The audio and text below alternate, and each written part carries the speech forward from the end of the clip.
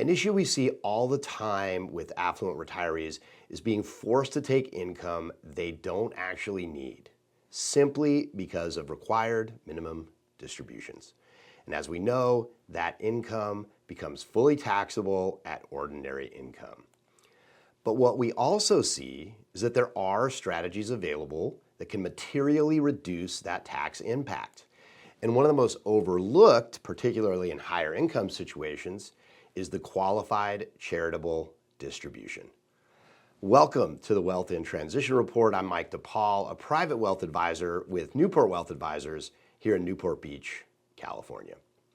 So let's walk through what this actually looks like. You've built a substantial IRA or 401k, maybe $2, $3, $4 million. Now you reach the point where required minimum distributions begin.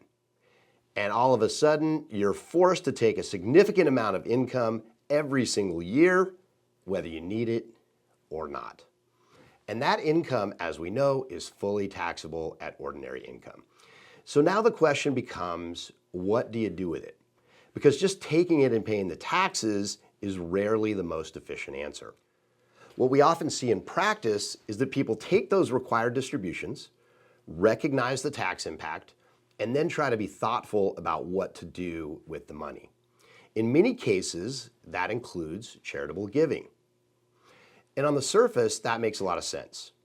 You're supporting causes you care about, and you're putting that money to good use. But the way it often gets implemented creates a less efficient outcome than necessary. The pattern we see all the time is this: the distribution gets taken, the taxes get paid, and then checks are written to charities afterward. And the issue is that once that income hits your tax return, it's already working against you. Now, yes, charitable deductions can help offset some of that, but they don't always fully eliminate the broader tax impact. Because what matters just as much is whether that income even shows up in the first place. Higher reported income can affect things like Medicare premiums, the taxation of Social Security, and overall tax bracket exposure.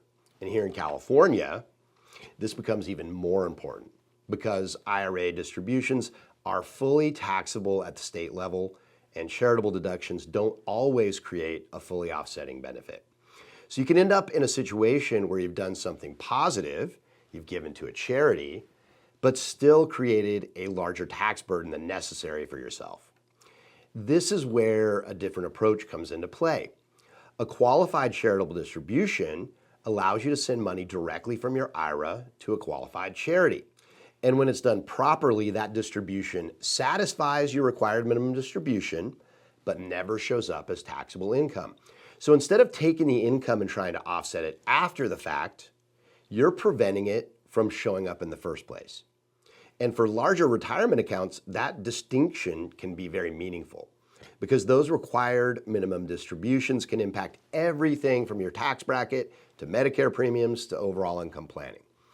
So when charitable giving is already a part of the picture, this becomes a much more efficient way to approach it. But like most things at this level, this isn't a one-off decision.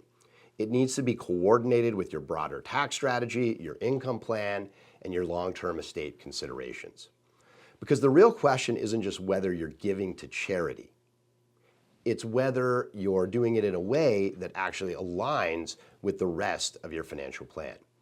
Qualified charitable distributions can be a very effective tool, but what we often see is that their value comes from how intentionally they're used, not just the rule itself.